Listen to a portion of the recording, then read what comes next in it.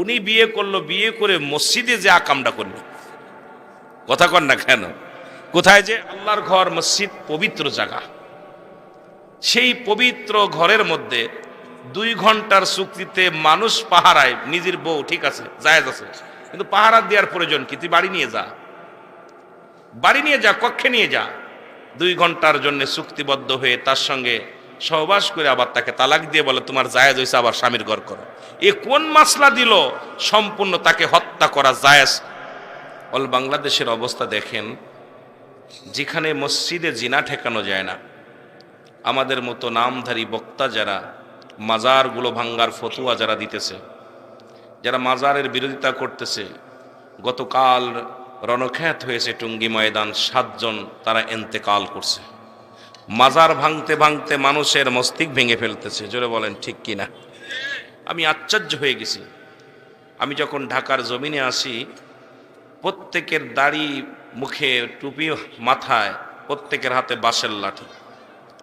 আমার ড্রাইভার বললাম তুই কমিন্দে আসলি এই টুঙ্গির ময়দান? আমি গতকালকে সেনা কল্যাণে গিয়েছিলাম একটা বিশেষ কারণে। যাবার পথে দেখি টুঙ্গির ময়দান, ওদের মাকরাজ মসজিদ যেটা কাকরাইল, এত পরিমাণ তাদের হাতে লাঠি সোটা নিয়ে, যেভাবে, এটা মুসলমানদের আদর্শ না, এটা রাসূলের আদর্শ না। মুসলমানদের 2টা শক্তি, একটা হলো আমার আল্লাহ, আর একটা শক্তি হলো মুহাম্মাদুর রাসূলুল্লাহ সাল্লাল্লাহু আলাইহি ওয়াসাল্লাম, জোরে বলেন মারহাবা। এই 2টা শক্তি হলো মুসলমানদের। এই 2টা শক্তি যদি কোনো ইমানদারের থাকে, শাহজালাল ইয়ামিনী তাকবীর দিয়েছিল, গোরগোবিন্দর দালান খসে পড়েছিল। সেই অলিদের মাজার যারা ভাঙতে বলে, তাদের কলিজা ভাঙবে এরকম, এর মধ্যে কোনো সন্দেহ নাই। জোরে বলেন ঠিক কিনা? আরো জোরে বলেন ঠিক কিনা? আমার বাবারা, শুধু তাই নয়, হিল্লা বিয়ের ফতোয়া শুনতে আসছে গাজীপুরে আমাদের এক মাওলানার কাছে। কথা বুঝেননি? সুন্নি না, আপনারা তো সব জানেন। আমি কারোর নাম ধরতে চাই না, কাউকে ফেমাস করতে চাই না, কারণ কিয়ামতের ময়দানে কঠিন বিপদের দিনে এক শ্রেণী আলেম, তাদের গা থেকে সমস্ত, তাদের দেহ থেকে সমস্ত আমল নেমে যাবে, তাদের এই বডিখানা নিক্ষেপ করবে আগুনের ভিতরে। কারণ হলো ওরা মানুষের বিরুদ্ধে না যাই না গীবাত করছে। সুতরাং আমি কারোর বিরোধিতা করতে চাই না, যেটা জানছি, যেটা জানি সেটাই আমি বলতে চাই, যেন একটু বেশি কম বেশি না হয়। আমার বাবারা, গুনার জন্যে, পাপের জন্যে যথেষ্ট শোনা কথা বলা, গুনার জন্যে যথেষ্ট একজন থেকে শোনা কথা, এটাই বলা যথেষ্ট গুনার জন্যে। তা আমি যেটা বলতেছিলাম, কি করলেন উনি? আমি হেলা বিয়ে জায়েজ আছে, ফতুয়া হলো, আস্তে কথা বলবা না, সবাই ফতুয়া শোনো। হেলা বিয়ের ফতুয়া হলো রাসূল আকরাম সাল্লাল্লাহু আলাইহি ওয়াসাল্লাম কোরআন হাদিস দ্বারা, ইজমাজ কিয়াস দ্বারা যেটা আমাদের পেয়েছি, যদি কোনো স্ত্রী 3 তালাক হয়ে যায়, 3 তালাক বা 3 তালাক যখন হয়ে যায়, তাকে ফিরিয়ে আনার শর্ত যদি স্ত্রীর সম্মতি থাকে, স্বামীর সম্মতি আছে, ভুলক্রমে তালাক হয়ে গেছে, এই অবস্থায় যদি স্ত্রীকে ফিরিয়ে আনতে হয়, স্ত্রীর সম্মতি থাকা লাগবে। এখন আনতে হলে হেলা বিয়ের নিয়ম হলো অন্য একজনের সঙ্গে বিবাহ দিতে হবে। বিবাহ দেওয়ার পর ওই ব্যক্তির সঙ্গে বাসর করা লাগবে।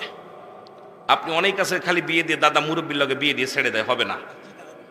বিয়ে হলো আরেকজনের, মানে ঘৃণিত, পৃথিবীর সবচেয়ে নিকৃষ্ট হলো কাজ হলো স্ত্রী তালাক দেওয়া। যাতে স্ত্রী কেউ তালাক না দেয়, এর জন্য এটা কড়াকড়ি আইন। কথা বুঝে নিয়েন, এটা এত সহজ না যে মন চাইলো বাদ দিলাম আর মন চাইলো আনলাম। এটা কি করবে? স্ত্রী কন্যার পুরুষের সঙ্গে বিবাহ দিবে, সে যদি স্বেচ্ছায় তালাক দেয়, তাহলে আপনার বিবি তালাক নিতে পারবে। জোরাজুরি করে কোনো শর্ত মোতাবেক বিয়ে দেওয়া যাবে না, যে আমি 2 ঘন্টা কি 2 দিন 5 দিন বিয়ে করে ছেড়ে দিব না। কথা বুঝেননি? উনি যখন ছেড়ে দিবে, উনি যখন আপনার লগে বাসর করবে, বাসর করার পর আপনাকে স্বেচ্ছায় ছেড়ে দিবে।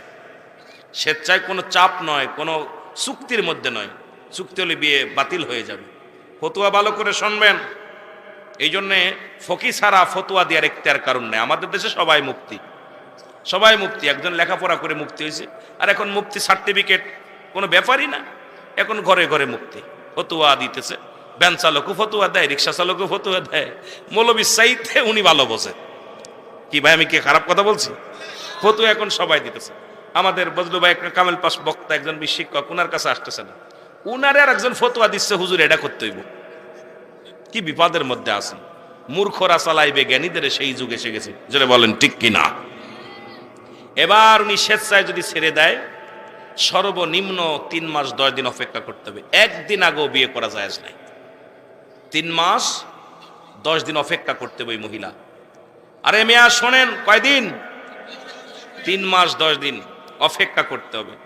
যখন 3 মাস 10 দিন পরিপূর্ণ হয়ে যাবে, তখন আবার চেক আপ করতে হবে যে ওই স্ত্রীর গর্ভে সন্তান আছে কিনা। যদি সন্তান থাকে ওই পুরুষের, তাহলে বিয়ে বৈধ হবে না। ওই সন্তান ডেলিভারি হবে, ওই সন্তানকে বরণ পোষণ সব খরচ বহন করবে। এরপরে স্ত্রী যখন খোলা হয়ে যাবে, এক কথায় সন্তান যখন বড় হবে, তখন যদি স্ত্রী আসতে চায়, ওই সন্তান ওনাকে বুঝে দিয়ে তারপর আসতে পারবে। কথা বুঝেননি? আবার ওই স্ত্রী যদি মানুষ না করে গুনাহ হবে না। যদি স্ত্রী খাবার পোড়ার যদি উনি না দেন, মাসলা কিন্তু কঠিন মাসলা। আমার ভাইয়েরা কি খেয়ে লেখাপড়া করছে আমার বুঝে আসে না। এরপরে বিয়ে হবে। এরপরে 3 মাস 10 দিনের একদিন আগেও অন্য পুরুষের কাছে শুইতে পারবে না। আর উনি বিয়ে করলো, বিয়ে করে মসজিদে যে আকামটা করলো, কথা কন না কেন? কোথায় যে, আমি যেহেতু এগুলো নিয়ে সমালোচনা করি না, আমার যত ওয়াজ দেখবেন আমি এগুলো নিয়ে, আমার এটা ভাল লাগে না। অনেক বক্তা এগুলো নিয়ে পারাপারি করে, আমি এটা পছন্দ করি না। তবে আমার এই মাসলা আকীদাগত দিক দিয়া ত্রুটি পেয়েছে, এই জন্য কথা বলতেছি আমি বেশি। যেটা এটা আমার দায়িত্ব, আল্লাহর কাছে জবাব দিতে হবে। আমার বাবারা যা করছে, আল্লাহর ঘর মসজিদ পবিত্র জায়গা, সেই পবিত্র ঘরের মধ্যে 2 ঘন্টার চুক্তিতে মানুষ পাহারায় নিজের বউ, ঠিক আছে, জায়েজ আছে, কিন্তু পাহারা দেওয়ার প্রয়োজন কি? তুই বাড়ি নিয়ে যা, বাড়ি নিয়ে যা, কক্ষে নিয়ে যা।